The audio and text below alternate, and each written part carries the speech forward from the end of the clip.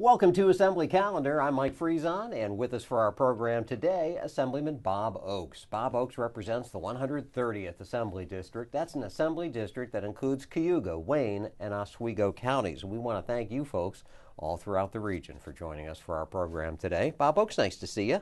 Hi, Mike. I should mention as well that you are the ranking Republican member on the Assembly's Ways and Means Committee.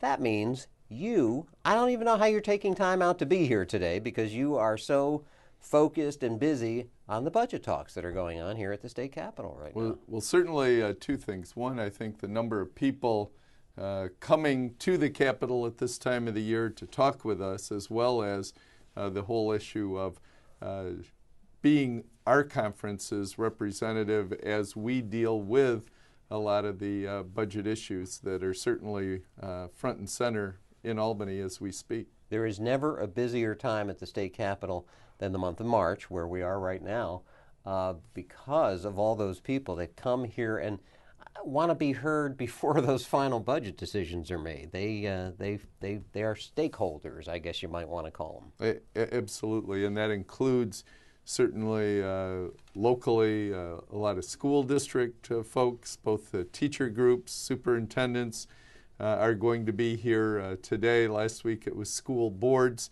groups like healthcare entities, local hospitals, libraries, numerous groups looking to say, how is the budget looking? And certainly we have the governor's budget before us that we've gone through a series of hearings, talked about, and then at the end of this week, we will have the Senate and Assembly majorities, one House proposed bills to respond to the governor's initial proposal. Yeah, I think talking about the process is a good idea because the budget process, because I think it's a mystery to an awful lot of people around the state. As you noted, beginning of the year, the governor gives his big budget proposal. It's a big unveiling. He combined that with the State of the State address this year. His agenda, his vision for what he thinks the state, what it ought to be spending its money on, the programs it ought to be doing. And as you said, the legislature then holds the Assembly and Senate together, hearings, talking to all of the governor's people, all his agency heads and commissioners. They all come in. And now, I guess it's expected that this will happen next week. The Assembly will pass its version of the budget based upon what the governor did. The Senate will do the same thing. So now there'll be three different proposals, two of them legislative, on the table for discussion. And if I might just go back, and you laid that out extremely well, I think one of the pieces, the budget hearing process is sort of a two-pronged approach. It gives legislators the opportunity to question, to query, to probe with some of the commissioners who are representatives of the governor, looking at certain segments of the budget, asking them specifically, why are you doing this? What about this portion? Why only this amount of money? Why so much money for this? Then it's also a process of having a number of people who are impacted by the budget, not the commissioners, but interest groups, different people from around the state coming and testifying how they feel the governor's budget would impact them and giving suggestions as to how the legislature might make changes to that budget. And so that process, it's a series of 13 or 14 hearings carried out through January and February. And now we're at the point in March where I think we can move forward. We get those one House budget resolutions. It's really an up or down vote, one vote, which is very different from the final budget product that will come out through negotiations over the last 2.5 weeks of March. So when the three different proposals are out there then, the Assembly's budget, the Senate's budget, and the governor's budget, that gives the opportunity then for there to be what are known as conference committees here at the legislature, because you now know the differences. You know where everybody stands, the three main groups that are involved in the negotiations, and you get a chance to negotiate, to barter, to trade, whatever you want to call it, and then hopefully bring it all together. You get that give and take and come up with one final document, all in a couple weeks' time. And I will say, Mike, your description is fair at this point as you describe it, except for we've had historically an issue with kind of a public part, which are the conference committees talking back and forth about where the positions are and how we might make changes to the budget. But a lot of what happens is really behind the closed doors. And we've heard a lot about 3 men in a room that's grown to 4 perhaps. But we've pushed this year, certainly Leader Brian Kolb has, I have, as we talked about initial discussions about the budget as we started out the budget hearing process. We really ought to open up that process. Of course, you can't have 213 legislators sitting with the governor negotiating. There aren't enough seats, there isn't enough room, there isn't enough air in the room for everyone to have their say. But certainly, including the minorities in that process of the real tight negotiations and whatever, I think makes a better budget product.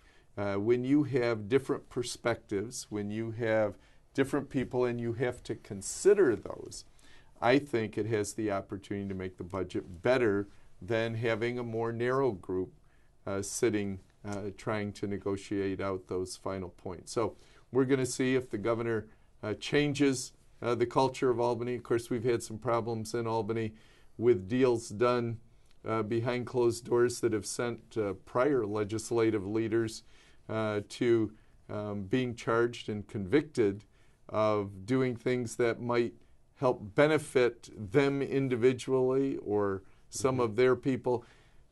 This is an opportunity in Albany, I think, in 2016 to really change the culture here. We're going to see if the governor does that or not, or we're going to go back to the ways that we've carried them out in the past. In a minute, I want to talk about some of the budget issues that are front and center in 2016's negotiations.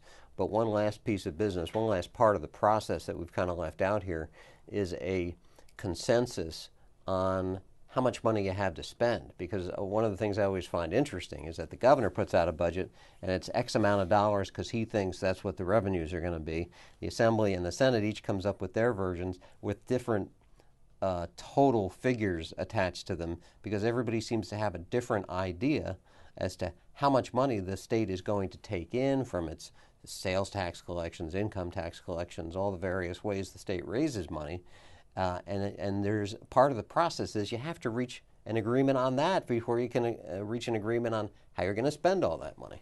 Absolutely. And interestingly, that part of the process historically has been a 5-way negotiations with different people, input from all segments of the legislative process. And very honestly, it's one of my favorite things that we have to go through. And the reason I say that it's one of my favorite, we have the opportunity to bring in economists from around the country looking at what they're projecting in the coming 6 to 12 months, what New York State can anticipate, what's happening in the country, what's happening in New York State, and being able to pick their brains some and figure out where we need to be as a state. And one of the things that they said, look, the unemployment rate is down across the country. We've had the recession.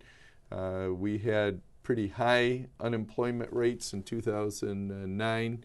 We've had a steady increase, I should say a decrease in the unemployment rate. It's now standing around a little below 5%.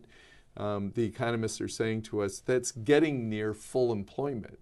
And so the growth in personal income in New York over the last several years, the reason you've had more money to spend in the budget is because you've had people making a little bit more, but you've also had more people working, bringing that money into the state. They're saying, we don't think there's going to be much more growth in the employment base. We're going to see personal income rise, but instead of anticipating 3.5% or 4% or even 5%, as we did in some of the years, we're looking at something closer to 2 or 2.2%. And you better be conservative as you look at revenues coming in. So even though people would like to say we're going to have more money because they want to spend more money on the other end, we're looking at, we had an agreement of $225 million above the governor's level that he put out in January. But a couple of both majority conferences were hoping that that was going to be more like $500 or $600 million. And that money, it is not foreseen by the economists and recommending to us that money is not going to be coming. So tamp it down a little bit. Don't be spending at the levels that you have been over the last few years. And was that the result? That was the result. And that's what that gets right to the heart of one of the deep philosophical disagreements here at the state capitol. Is I think a lot of people look at the state budget almost as a way for elected officials to ensure their incumbency. The more that elected officials spend, the more likely they'll make somebody happy that they've spent monies on a program that constituents are going to like, so they're going to garner votes. And it's like one vicious cycle, which is why there's always more spending and more spending and more spending. And, as you said, the majority's hoping that there would be X number of dollars more than what the governor thought there was going to be because they wanted to spend more.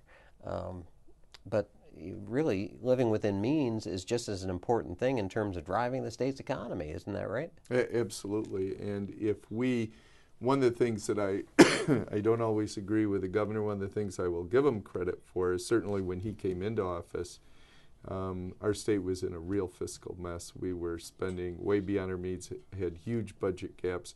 The governor pulled spending down significantly and then put in a 2% cap on spending increases, and within the time that he's been in, we've been able to stay within that, and it's giving us an opportunity to be able to kind of catch back up with revenues, although as always is a concern, we're looking at debt as a major concern because if you keep increasing your debt, you're ending up putting the future pressure on the budget, certainly puts us in a more difficult position as we go forward for future legislatures and future governors trying to make our budget balance. And if you folks want to learn more about that, just pay attention to the debates in Washington this year as it pertains to the presidential campaign and the national budget because the debt issues there are somehow amazingly even worse than they are here in New York State. Somehow. Amazing. I mean, there's just a lot of money to be dealt with there. We don't really have enough time now to get into some of the issues I wanted to talk about today, but can you give me maybe 45 seconds on the governor's $15 an hour minimum wage proposal? Has that got legs this year? Well, first of all, I've been absolutely against that. We've already had a pretty significant increase going from $7.25 to $9 an hour over the last 3 years.